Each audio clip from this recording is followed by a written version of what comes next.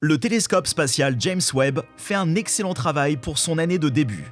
Il a repéré une présence confirmée de dioxyde de carbone dans l'atmosphère d'une exoplanète.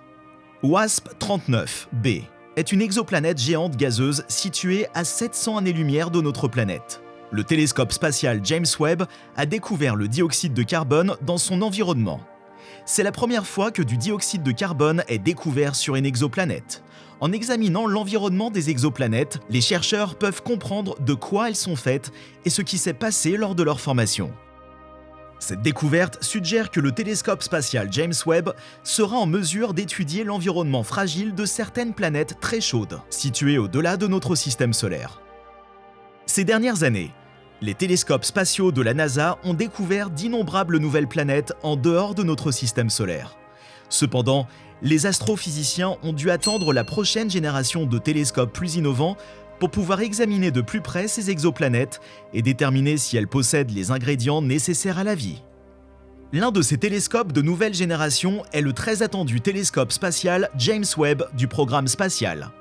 Et même s'il n'effectue des recherches scientifiques que depuis quelques mois, il a déjà démontré sa valeur en trouvant la toute première preuve concluante de la présence de dioxyde de carbone sur une exoplanète. Dès que les données sont apparues sur mon écran, l'énorme caractéristique du dioxyde de carbone m'a saisi. C'était un moment spécial, le franchissement d'un seuil important dans les sciences des exoplanètes, a déclaré Zafar Roustankolov, un étudiant diplômé de l'université Johns Hopkins, qui faisait partie du groupe de recherche.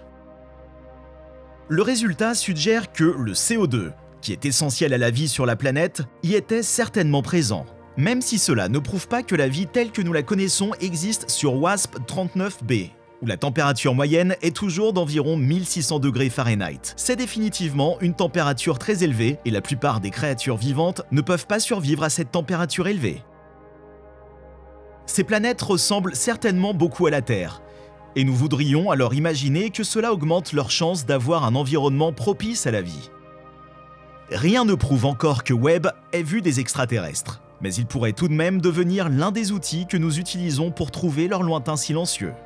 La découverte de dioxyde de carbone dans l'environnement de WASP-39b est donc une étape essentielle dans l'étude des exoplanètes, même s'il est douteux que la vie puisse prospérer dans ce monde rude. L'exoplanète géante gazeuse WASP-39b est environ 25% plus lourde que Jupiter, mais elle est 1,3 fois plus large que la plus grosse planète de notre système solaire. L'exoplanète tourne autour de son étoile, environ 8 fois plus près que Mercure ne tourne autour du Soleil. Cela signifie que la couche externe de WASP-39b semble être d'environ 900 degrés Celsius, ce qui est très chaud. L'atmosphère de l'exoplanète souffle et se gonfle à cette température élevée. La planète, souvent appelée Jupiter fumant, fait le tour de son étoile hôte en un peu plus de 4 jours terrestres. Et par où nous sommes, WASP-39b passe ou voyage la tête de son étoile comme il va autour dans son cercle. Ce transport, et la baisse de luminosité de l'étoile qu'il engendre, a en effet été le facteur crucial dans la localisation de l'exoplanète en 2011. Comme elle est de bord, elle permet également aux astrophysiciens d'étudier l'environnement de la planète. Il est essentiel de connaître la composition de l'atmosphère d'une planète, car elle nous renseigne sur l'histoire de la planète et la façon dont elle a évolué au fil du temps. Les molécules de dioxyde de carbone sont des traceurs sensibles de l'histoire de la formation des planètes, a déclaré Mike Line, de l'Université d'État de l'Arizona, qui a également participé à cette équipe d'études. En évaluant cet attribut du dioxyde de carbone, les chercheurs peuvent déterminer la quantité de matière solide utilisée pour fabriquer cette planète géante gazeuse et la quantité de gaz. Le télescope spatial James Webb procédera à cette évaluation pour certaines planètes dans les 10 prochaines années. Il nous aidera à comprendre comment les systèmes planétaires se forment et ce qui rend notre système solaire spécial. Comment le télescope spatial James Webb examine-t-il l'atmosphère d'autres planètes ? Le télescope spatial James Webb utilise le spectrographe dans le proche infrarouge et une méthode appelée spectrographie d'émission pour étudier l'atmosphère et la composition des exoplanètes. Cette technique repose sur le fait que différents composés absorbent et émettent de la lumière à diverses longueurs d'onde.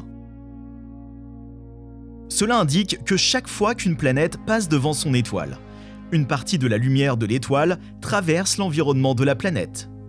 Cela dépend évidemment de la façon dont ils sont fabriqués. Les gaz présents dans l'atmosphère bloquent la lumière à certaines longueurs d'onde. Cela signifie qu'ils transmettent une signature unique sur la luminosité de leur propre étoile. Cela signifie que les scientifiques peuvent déterminer les gaz présents dans l'air en observant le spectre lumineux des étoiles. WASP-39b est un endroit fantastique pour la spectroscopie de transmission parce qu'elle passe devant son étoile si souvent et parce que son atmosphère est juste si grande. Qu'est-ce que les chercheurs comprennent d'autre sur l'air de WASP-39b?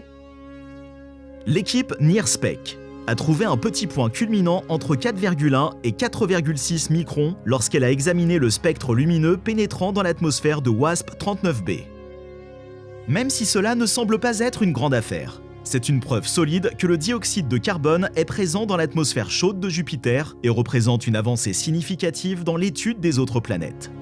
Le dioxyde de carbone est un excellent composé que les scientifiques peuvent examiner lorsqu'ils veulent comprendre exactement comment une planète a changé depuis sa formation. En effet, il permet de déterminer la quantité de matière solide et la qualité et la quantité de gaz qui ont contribué à la formation d'un géant gazeux. En plus de surveiller d'autres exoplanètes qui voyagent, le télescope spatial James Webb continuera à observer WASP-39b à l'aide de ses autres équipements. Il s'agira d'exoplanètes réellement plus courtes que WASP-39b et d'un monde en général considérablement plus froid que le nôtre. Les astrophysiciens pensent que le télescope spatial James Webb serait capable d'étudier les atmosphères de ces minuscules royaumes de la même manière qu'il a étudié l'environnement d'une telle géante gazeuse. En fin de compte, cela devrait nous montrer à quel point chaque planète du système solaire, comme la Terre, peut être différente. Dans un cas, Mike Line de l'Arizona State University, qui fait partie du groupe de recherche sur le télescope spatial James Webb, a déclaré que les molécules de dioxyde de carbone sont excellentes pour démontrer comment une planète s'est formée. En mesurant cette caractéristique du dioxyde de carbone, nous pouvons déterminer la part de matière solide et la part de matière gazeuse qui ont été utilisées pour former cette planète géante gazeuse, a déclaré Line. Ajoutant que le télescope spatial James Webb utiliserait cette méthode pour examiner plusieurs autres planètes dans les 10 prochaines années. La détection d'un signal aussi clair de dioxyde de carbone sur WASP-39 est de bon augure pour la détection d'atmosphères sur des planètes plus petites, de taille terrestre, a déclaré Nathalie Batala, responsable d'équipe Webb qui effectue la spectrographie sur WASP-39b et qui travaille à l'UC Santa Cruz. En d'autres termes, si nous nous référons au NIRSPEC du télescope spatial James Webb sur certaines planètes plus proches et plus faciles à étudier, nous pourrions trouver beaucoup plus de choses passionnantes dans leur atmosphère. Cette évaluation de WASP-39b avec le prisme NIRSPEC n'est encore qu'une partie d'un grand effort de recherche qui a également été réalisé en mesurant la planète avec de nombreux équipements Webb et les découvertes de 2 autres planètes en voyage. L'objectif de cette recherche, qui est un élément du programme Early Release Science, était de fournir de bonnes informations web aux personnes qui étudient les exoplanètes.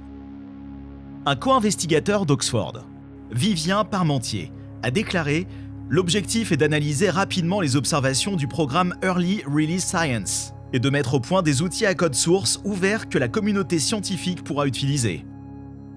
Cela permet à des personnes du monde entier d'apporter leur aide et garantit que les prochaines années de données d'observation déboucheront sur les meilleures connaissances scientifiques possibles. » Natasha Batala, co-auteur de l'article au centre de recherche Ames de la NASA, déclare « Les principes directeurs de la science ouverte de la NASA sont centrés sur notre travail scientifique de diffusion précoce, soutenant un processus scientifique inclusif, transparent et collaboratif.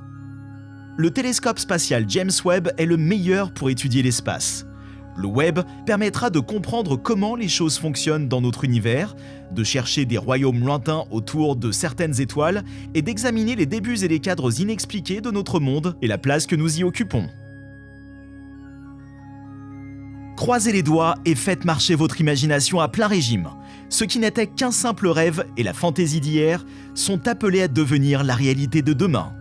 L'espace n'est pas la dernière frontière, c'est simplement le début d'une nouvelle ère massive, front incompréhensible pour l'exploration et l'expansion humaine.